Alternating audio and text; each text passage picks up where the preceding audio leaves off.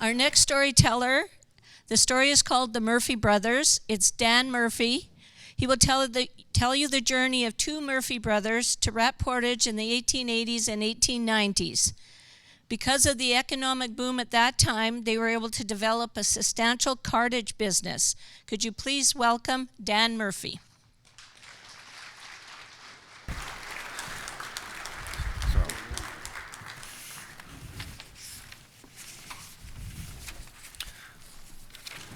Good morning. My name is Dan Murphy, and today I will tell you some of my family's history in Kenora. But first, as I look around the stage, I remember that last time I was here. June 1968, our English teacher, Luella Pruce, was grinning and cackling as she handed me my grade 13 diploma. Okay. My great uncle, Bob R.P. Murphy, arrived in Rat Portage on January 1st, 1882. My grandfather, his brother, Harry Sherman, known as Sherry Murphy, would arrive 15 years later in 1897. Between them, they witnessed the changes in the town span over 76 years, the evolution from a pioneer, fur trading, railway construction town to a modern community. So there is Rat Portage in 1882 when Bob arrived. You can see fairly rough looking place. Rat Portage was the end of a long journey for Bob and his wife Ada. They left the family farm in Andover, New Brunswick, and traveled by horse and buggy via Aroostook County, Maine. From there they went to Boston, Massachusetts, and headed west by rail to Fargo, North Dakota, to finally join a convoy of Red River ox carts to Winnipeg. Not part of my story, but connecting to the one before that, my second great grandfather had gone from New Brunswick in a dugout canoe down to the Penobscot Indian Reserve in Maine, where he got his mail order bride. So we can see that the common ground between the families connects there. Bob and Ada were lured to Winnipeg in search of a better life. The railway was expanding, and there's chances for opportunities. Their 2-year-old daughter, Elizabeth, had died of a brain trauma. She was being held by a young girl when she threw her head back and hit a strong, hard surface. Bob didn't want to continue farming or homesteading on the prairies, so he headed west to Winnipeg. Not finding any opportunities, he then came down to Rat Portage. At the time, the permanent population was about 400 people. On New Year's Day, 1882, as the work train slowly puffed into the Rat Portage station, a weary 25-year-old Bob Murphy stepped down on the platform, a 2-day journey from Winnipeg. 2 long, cold, hard days. The trains were not slow, they did not travel at night, and the men worked along the way. He had walked much of the way, helping to cut down the trees to feed the hungry firebox on the locomotive. He arrived in what Pierre Burton described as easily as the roughest town in Canada in 1880. Rat Portage was bustling in 1882. Building construction was booming. The first CPR station would be completed in June that year to welcome the first passenger train from Winnipeg. The CPR would continue passenger service in the area for nearly a century. Rat Portage was incorporated as a Manitoba town that year. The station originally built was replaced by the current station in 1899. Bob arrived with only 50 cents in his pocket. He had enough for supper, a bed, and breakfast at the Rideout House. After supper, he went for a walk. He noticed an ox harnessed to a stone boat. He unharnessed the beast, took it to a livery stable, and fed it. The following morning after breakfast, Bob, dead broke, set out to find his next meal. Few people were around, so he reharnessed the ox and took it back to the CPR depot. The night before, he noticed barrels of molasses, flour, gunpowder, apples, vinegar, marked HBC Rat Portage. Single-handedly, he loaded them on the flat sledge and unannounced delivered them to the HBC. Bob continued to make a living delivering freight between January and September, when he'd saved enough money to buy a horse and cart. On the left, we have a family photo. On the back, it says Kenora's first horse. Our family folklore said that he brought the horse to Kenora, but we know from that that's not true. The CPR horses had horses here before, so he probably bought a retired railway horse. But he was all, and in his obituary, he said the first horse that walked the streets of Rat Portage was the toughest horse that he ever owned. And that's the horse you see there with the stone boat behind it. The picture on the right is his livery stable, and as you come down from the Catholic Church over the bridge, it was just immediately on the right there, and that's somewhat later. The CPR construction boom in 1882 and other businesses provided many opportunities. Ada remained in Winnipeg the first year working as a domestic and likely arrived by train, the first train in June 1882. Their home at 1 Matheson Street North, which still stands, overlooks the CPR station and the rest of the town. At that time, there was a roundhouse. If people remember the gardens there was a circle of flowers in the middle of the garden. I often wonder if that circle commemorated the original roundhouse that they had used during construction. Horse teams traversed the winter ice roads on the lake, hauling fish, logs, firewood, and heavy equipment for the gold mines. Bob insisted on driving the heavy loads to the mines himself. He would often pick up people walking into town or back out to the reserves and give them rides on his sledge there. On extremely cold days, Bob instructed his teamsters to harness wagons, pick up children, bundle them with horse blankets, and take them to school.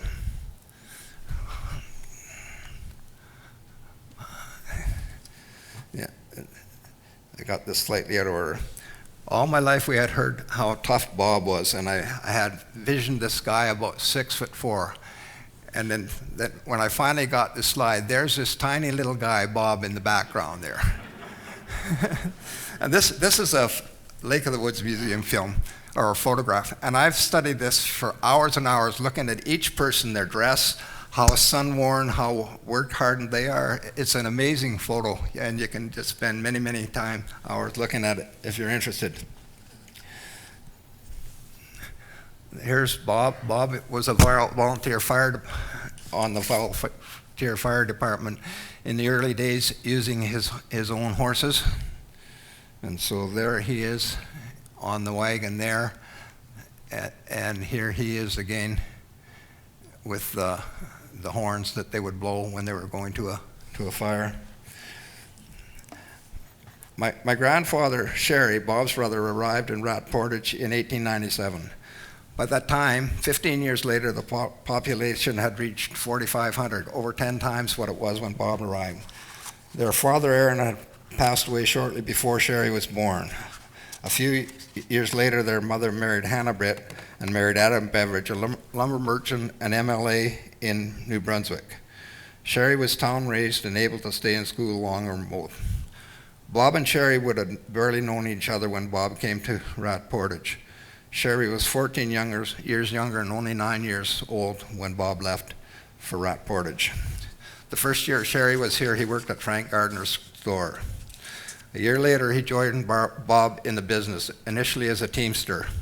The business would evolve into R.P. Murphy's Cartage, and then finally into Murphy Brothers. So the R.P. Cartage was the slide we saw before of the barn, and that was in the 1897 book on the Kenora has so many wonderful anniversaries. They call it 1837 when the HBC was here, 1882 when they became a town, but 1905 when they became a Kenora, so they could just pick a date anywhere and have an anniversary if they want to. In September 1905, my grandmother, Maud Saxon, aged 23, left the family farm in Glencoe, Ontario, and arrived in Kenora to teach. She came by steamer to Fort William, train to Rainy River, and finally another steamer to the recently renamed of Kenora. So this shows the difference between 1897 on the left, when my grandfather arrived. You can see that the power mill, the first power power dam went in 1894, so there is some power. But by 1905, it started to look like a much more developed community. You see, Jackson Brothers, that we were all familiar with in high school growing up, was a very common meeting place after supper. The original, there's one of the original 3 fire halls. The first 3 fire halls in Kenora burnt down. So, yeah. Maud and Sherry were both descendants of United Empire Loyalists.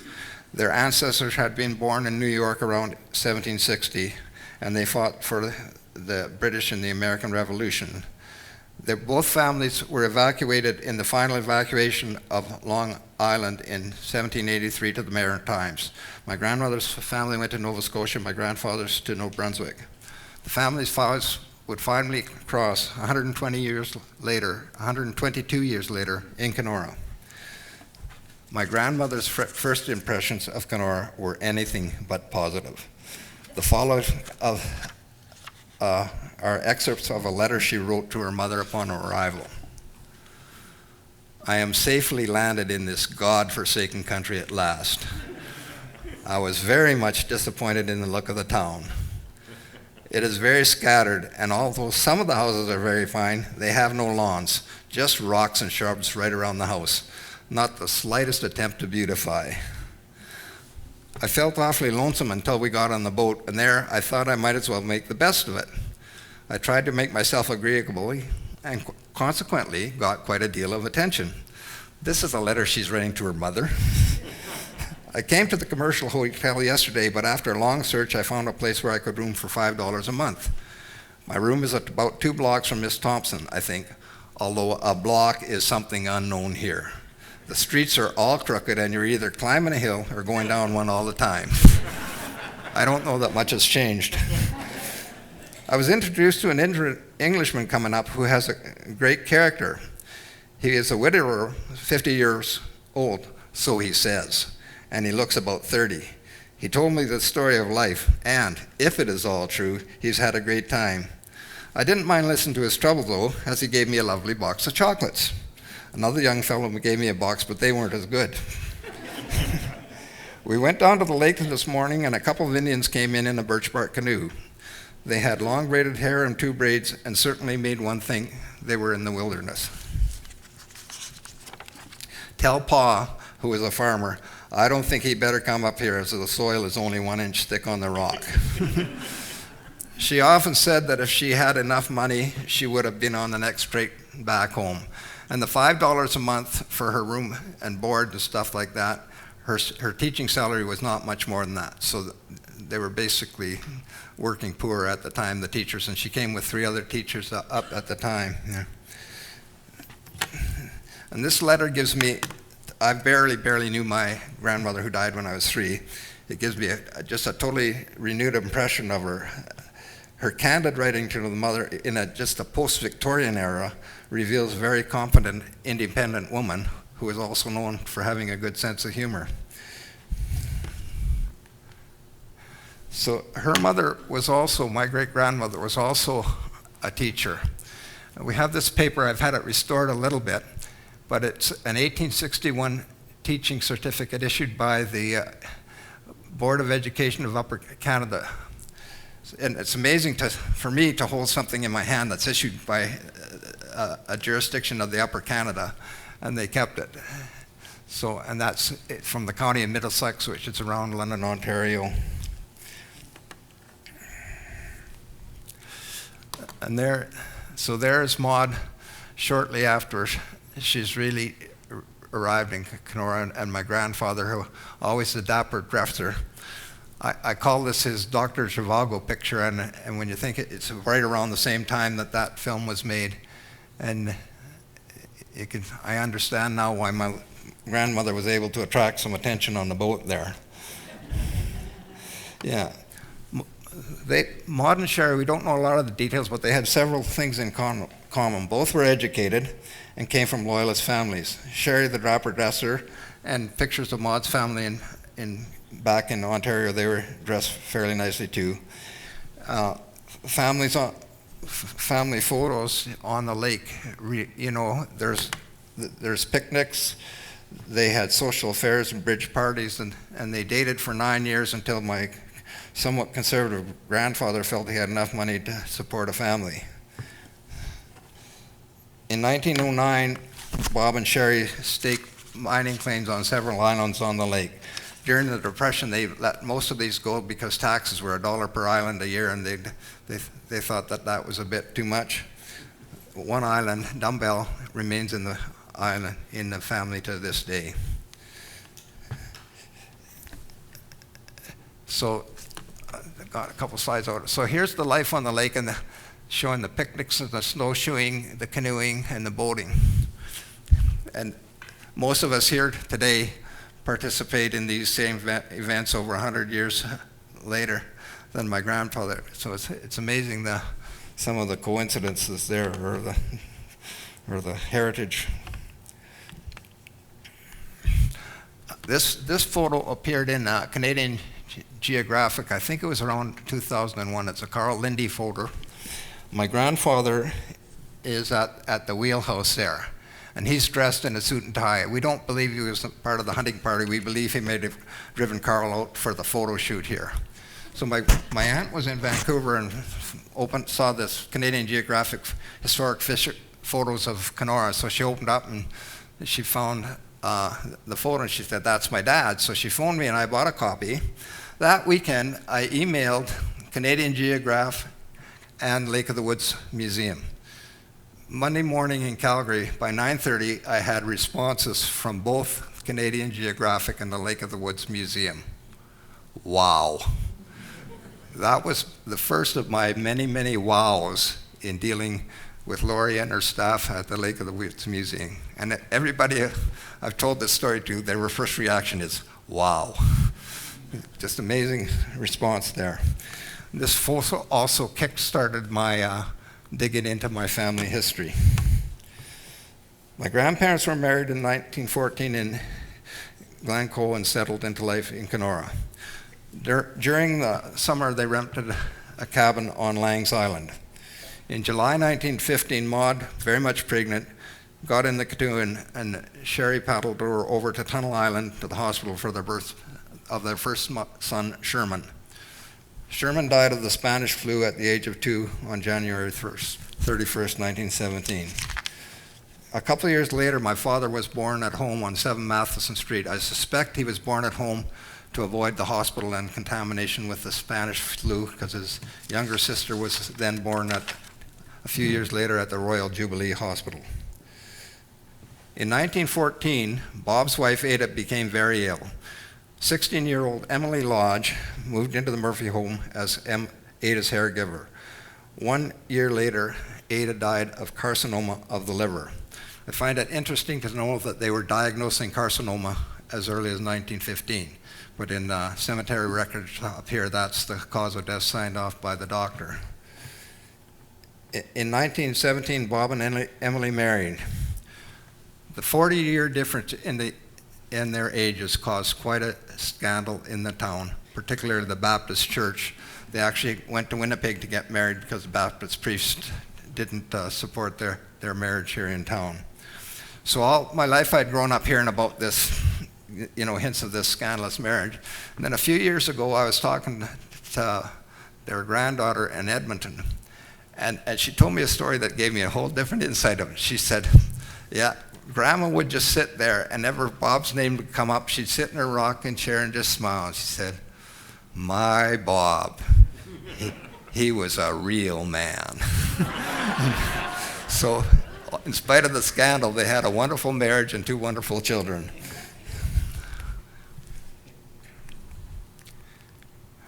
And there's Bob, a little older. He died in 1940, and there's his daughter Roberta, or Bobby, and his son Roy. And there you can see the Catholic Church and the manse beside. That's just up on Matheson Street. Due to Bob's age and health issues, Murphy Brothers was sold to Crone in 1928 after 46 years in business.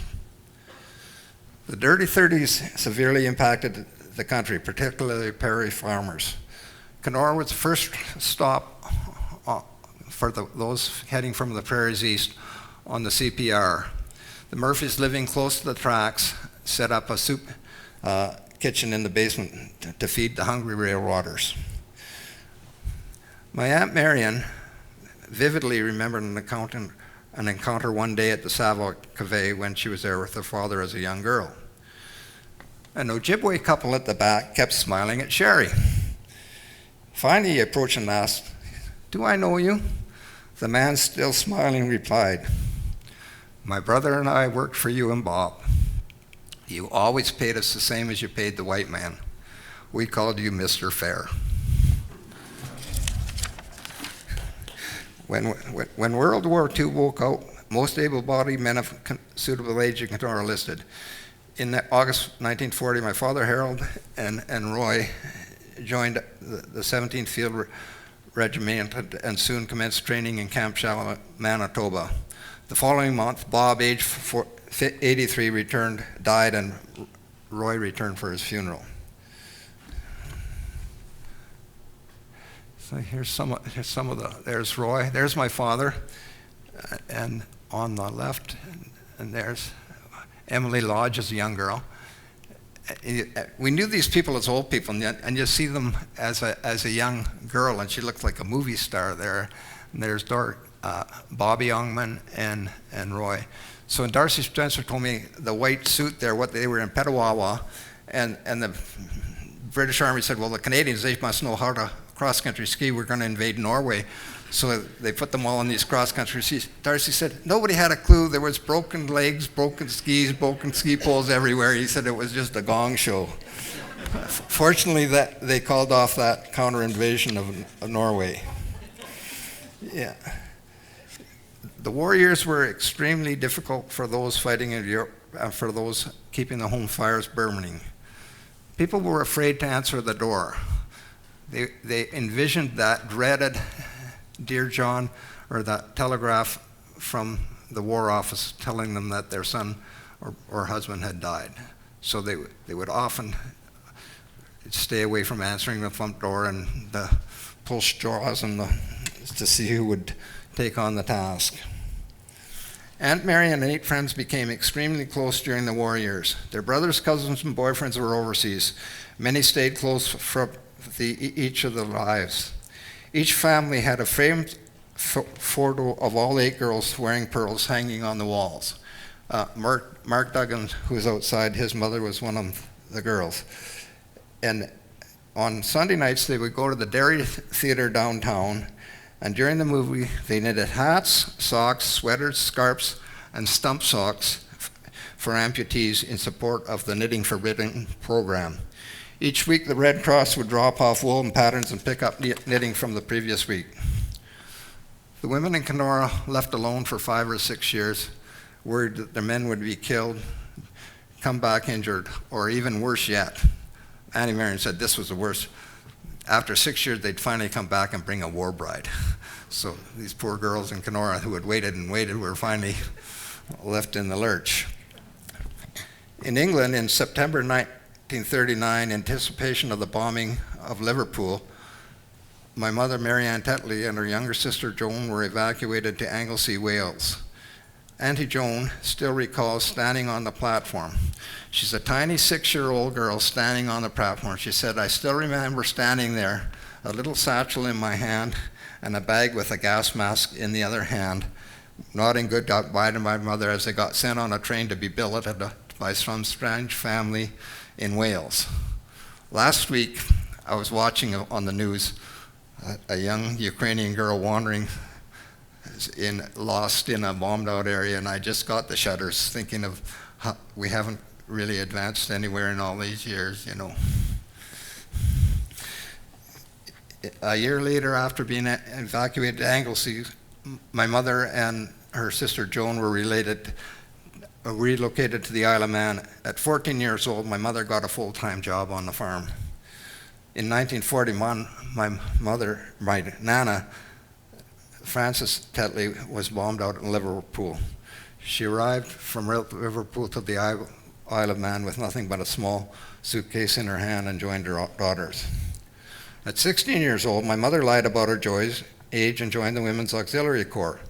She was stationed at an anti-aircraft facility in Felixstowe as a spotter and telegraph. Felixstowe is basically a direct line between London and Berlin. She rarely talked about the war, but she one night said there was never a good night on anti-aircraft stationing. If we failed to take down a German plane, it would bomb London and be back the next night bombing again. And sometimes they were told if they couldn't positively identify it as a German plane, to shoot it down. When in doubt, take it out. So they knew they were guilty of sometime taking down their own airplanes with friendly fire.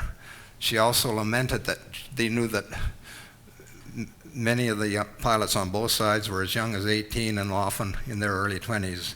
And so these people had to live with that for their whole lives, the responsibility that they had in doing that. My Nana's two brothers had been killed in World War I, and she was just absolutely devastated when she heard that my mother had lied and got into the army. In London, my dad was on leave in a train station when he first met my mother. He noticed a young woman in uniform and looked down and saw her initials MDT on the bag and commented that he had a sister, Marion, back home. She said, "My name is Marianne." He then offered to carry her bags. Mom would often joke that she said, "You know, that day in London he offered to carry my bags, and he's been carrying the old bag ever since." They were married in April 21st, 1945 in St. Peter's Church in the Onchan, the Isle of Man. We went and visited that a couple of years ago.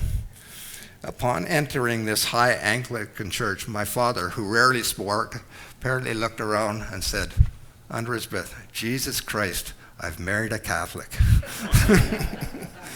Lightning didn't strike the church, so I guess he got to get out of jail for that. In March 1946, my father returned in 1945 in November. It took, 5 months after the war, it took just waiting for transport back to Canada. In March 1946, my mother, 5.5 months pregnant and carrying only a single suitcase, crossed the Atlantic on board the hospital ship Letitia. So there was only one hospital ship, and at first it was injured prisoners, and then it was pregnant women and women with young children. March is very rough in the North Atlantic, so they had a rough trip, and with all the pregnant women, it was just babies crying and constant vomiting for 12 days or something on that, and it was a tough trip. They finally landed at Pier 25, one in Halifax, where she boarded a very frugal CPR colonist car and headed west to join Dad in Kenora.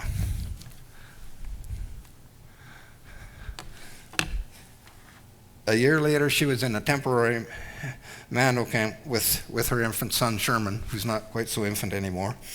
Her days included all the cooking, cleaning, splitting firewood, cutting holes in the ice for water, cleaning diapers, no disposable diapers, and she was all alone in a strange country in a temporary logging camp.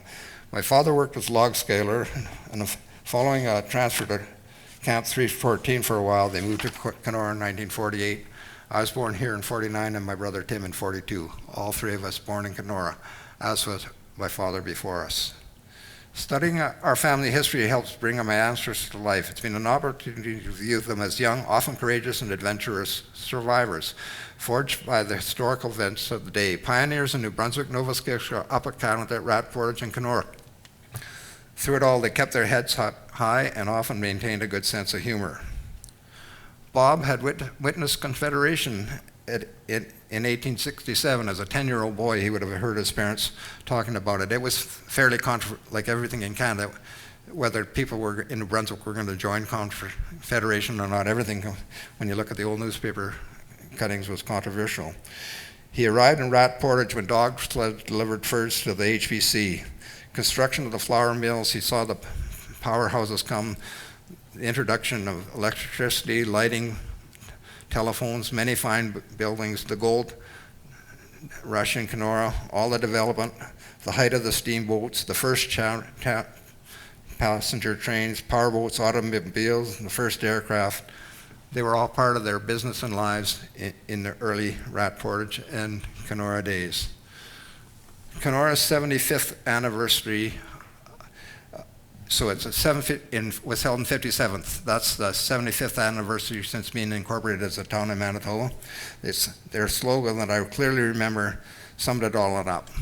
From teepees to TVs. My grandfather was part of the pioneer committee on that, so it was a quite exciting time of that. So the stories I have for Bob were written down by his daughter Roberta, and my Aunt Marion passed on many of the photos and the stories that I've shown here today. The highlight of her life was coming to Kenora every year, and she only missed 2 years. In her later years, she suffered from Alzheimer's, and on her good days, we'd go through some of the old photos, and as Alzheimer's advanced, I had a kind of prompter on her shoulders, stories. But the minute I did, she would just absolutely come alive. And she didn't tell her stories, she passionately relived them. One of her favorite stories was regarding a powwow around 1928. She was at home on First Street North when she heard drums coming from the waterfront. Excitedly, she ran down to Lookout Park, which is at the end of First Street. It was a park about 50 feet by 75 feet, but it was called a park, and it overlooked the town. So she ran down to the park, mesmerized by the sounds of the drums. Soon, the drumming became silent. And as drumming slowly returned, 2 bark canoes appeared on either side of Coney Island. And soon they were followed by another and another and another.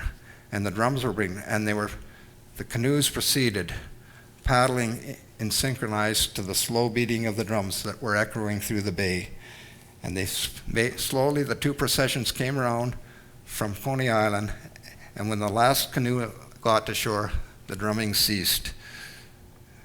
The paddlers were all decked out in ceremonial regalia for the powwow. She relived that story for 90 years. She told that story many times for 90 years. It had such effect. Each time she would say, "I still get the shivers when I remember that day." The spectacular sights and the sounds of the drums echoing throughout the bay. If we were here now, we would be able to hear the drums from there. She passed away at the age of 95 in 2019. Following my past has given me a new perspective on not only my family's history, but on Canadian history and the history of the area. It's like following coloring threads that make up a rich tapestry of our past. For my immediate family, all roads led to Kenora. I'd like to thank you for your time, and a special thank you to Lori Braden's staff at the museum, all the volunteers, and to my fellow speakers for this day. Thank you.